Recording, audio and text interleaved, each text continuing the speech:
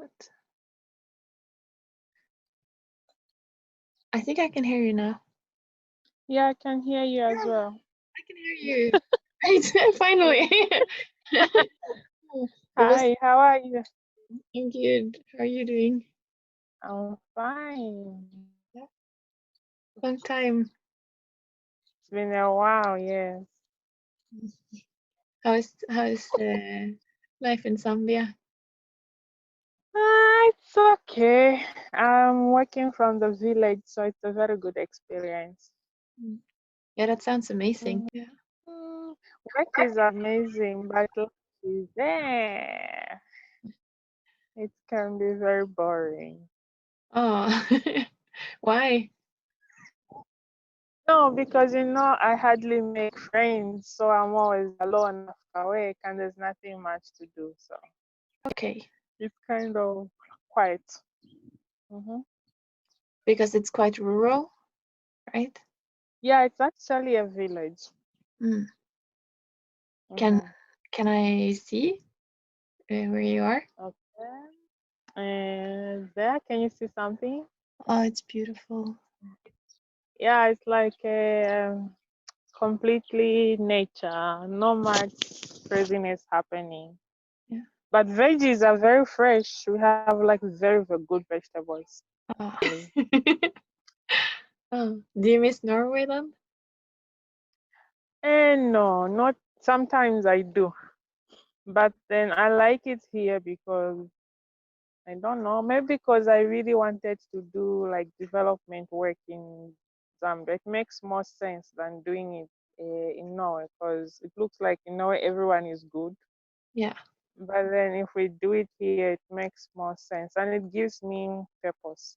So it's a good thing. Yeah. Mm. hmm So what do you do when you work? Are you working with Mm, people doing their business or no, the thing is that we work with, for me, I work with women and youths. And then these are people that are, if I can just say, like vulnerable people. Mm. And then we just make groups with them and then we ask them what they want to do with their lives. Mm. And we tell them that if you want to do a business, whatever business you are thinking of, let us know.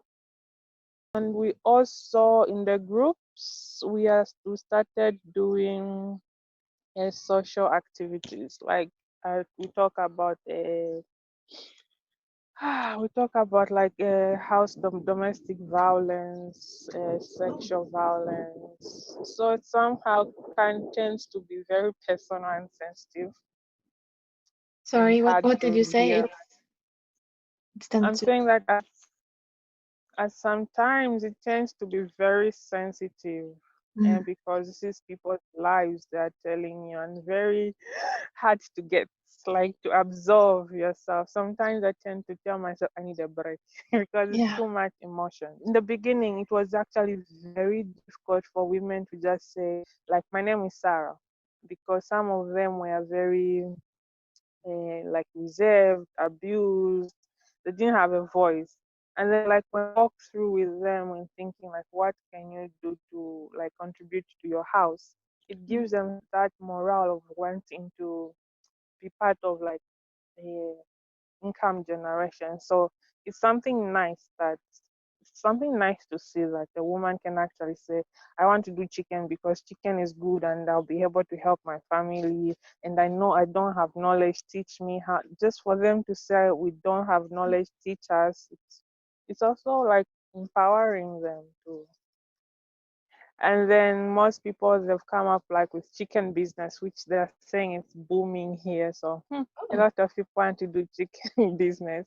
And then cool. we ask them if they, hmm and then we ask them if they have skills for like keeping chickens, if they have knowledge about it. If they don't, then we bring in resource persons from agricultural extensions office to train them and give them knowledge, and then we do market analysis with them because they have to sell the produce after all.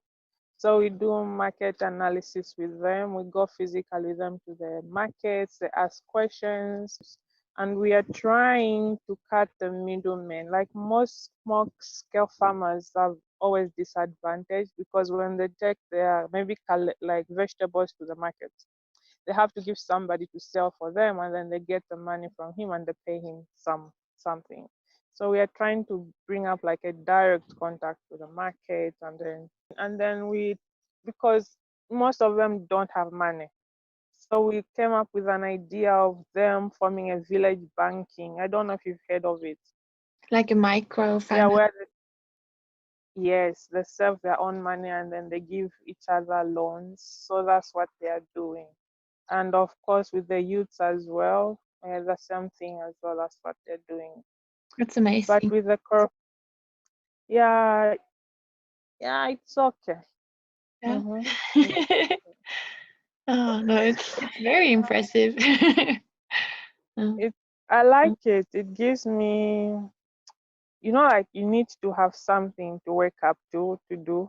mm. I don't like it when I just live life and do like a routine job. Like I don't feel satisfaction. Like we don't get much money working here, but then just knowing that somebody will laugh, or like an abused child is going to play games and will laugh, so it makes me feel good. At the level where we are, I feel like this is helpful because looking at the women's resources, it's very minimal. And this is the thing, we don't give them money to start their businesses. Okay. They find the money themselves and we just do the education. So like what they have in the pockets can be very small, Mhm. little sometimes. So we try to work with what they have to achieve something at least. Mm, hmm that's So good. it can be complicated sometimes, it's true. Because it's hmm not always easy to find ideas for oneself. I, So it's probably what do you nice, mean ideas? like having the idea Like about, identity? no, like hmm coming up with the idea about, oh, I'm going to start a business. It's not always that easy. So hmm it's nice to have an organization who has some knowledge about it. Yeah. Yeah, it's true. At first, like when we are selecting projects, people had like a lot of ideas, and some of the ideas were very ambitious. Mm. So it was like it was our job not to tell them that you can't do this, because that's not our thing. We wanted them to, even if it's very ambitious, for them to see that Mm, and that was someone on the road. Oh, okay. Like it wasn't okay. Like it wasn't our job to tell them that they can't do this. It has to come from them. But we just had the thinking process together. Like every step, we show them what they have to put in or what they have to do for them to get it. So we had a lot, and we had to prioritize and to get to something that was very good for them. Mm. Mm. It's super interesting, and it's a bit different from other organizations that I've heard of before. Mm-hmm. You are right. Like this organization is this is why I like it, because it has got this humble approach. Like we tend to respect people's decisions and ideas. So most organizations in Zambia, they already have like a planned idea that this is what we want to do with this Mm. community, and this is how much we are going to put in, and this is what they have to achieve. And it's a long process getting to one idea. It took us time. Yeah. Mhm. So it's kind of step by step, and then maybe somewhere in the future they could reach their high ambitions, or hmm Yes, and that's the whole idea. Like that's the whole idea of not giving them money or giving them equipment or resources, because we want like a sustainable thing. and for you, how do you find working in this field? I like it. I love it because I think like it's my passion, so I'm living it. And Mm. then I love to help, and I love to work with people and do like meaningful things. Like this for me it's meaningful. Like if somebody didn't couldn't read, or if somebody couldn't like express themselves and they do, it's very good. It I love it. But working here is good, and emotions. Like I need sometimes I really tell myself I need a break. So Yeah. I go like in cafe where there's a lodge. I Mm. stay there for the weekend and I sleep in a good bed and like warm water and good food, and I go like yes, then I come back. So it's That's good. good. Yalla, yes. Oh, then you get Yes, some so Netflix time or something in the morning. yes, yes. Like I have to watch some TV. Like let me enjoy my life a bit. So, but it's okay. Yeah, it's okay. Mhm. Please tell me about your project. Oh yeah. So I've started this project called the Footloose with Roots, Mm-hmm. and my main idea is to try and make people feel a sense of togetherness, right? Mm-hmm. So losing the connection sometimes. But yeah, I'm also thinking a lot of people Mm-hmm. that's never been to any other countries, that they can have so Mm-hmm. many ideas about how things are around the world, and like this Mm-hmm. idea that people are so different, right? But when they travel, they see that, oh, actually it's much the same. Yeah. People, when Mm-hmm. people aren't exposed to another culture, they have these perspectives or thoughts about how things are different. But then when they go there, they would see that, yeah, we're actually much the same. So Yeah. yeah, I just feel like sometimes people are too polarized. It doesn't even need to be different cultures. It can be politics, or it can be Mm-hmm. identity, right? So or it can be gender. But I really wanted Mm-hmm. with this web page to see that, or to make it clear that people are going through the same things a lot of time. Mm-hmm. Mm-hmm. And People are greeting. Mm-hmm. yeah, about like feelings and thoughts, and that we're all like traveling in a way and are exposed to things. So, but Mm-hmm. it's also getting into these concepts of feelings and thoughts and connection, and Mm-hmm. to do it in a way that's more grounded and not so Mm-hmm. much like floating inside the head, kind of. So Mm-hmm. nice to have real life examples of it. Yeah. Wow, that's like profound. You've always been like profound, very smart, really.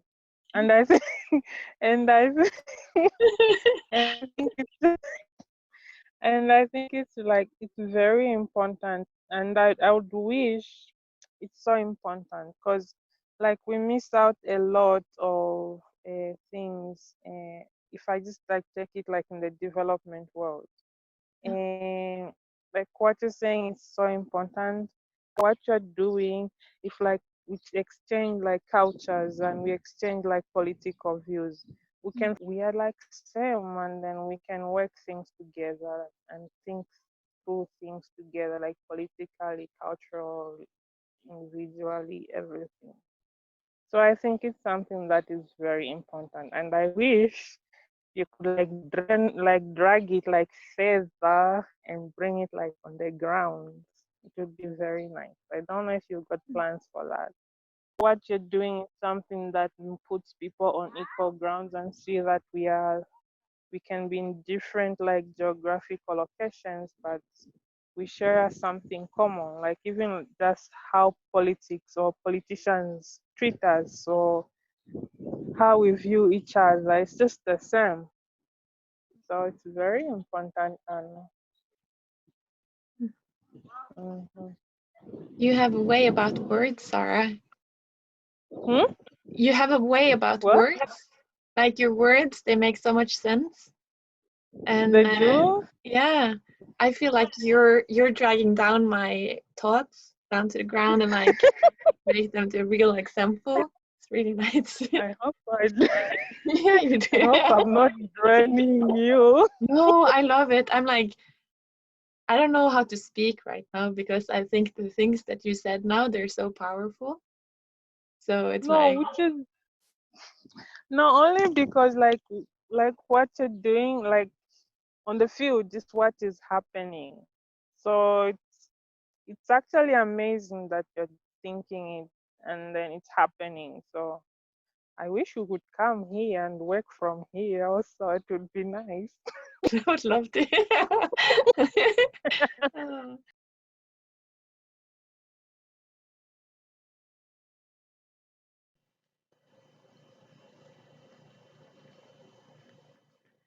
Hi. In retrospect, now I'm sitting here 2 weeks after I had an interview with Sarah, and she made a big impression on me. If you go to footloosewithroots.com, you can read more from the interview that I had with Sarah about her perspective of how development work ought to be done.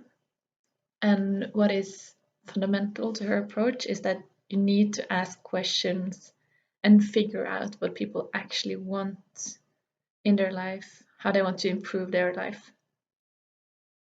And it is very important in development work, but I think it's also very important in regular life just to ask questions. Yeah. So if you're more interested about that, please check out the story and you will find more information on footloosewithroots.com.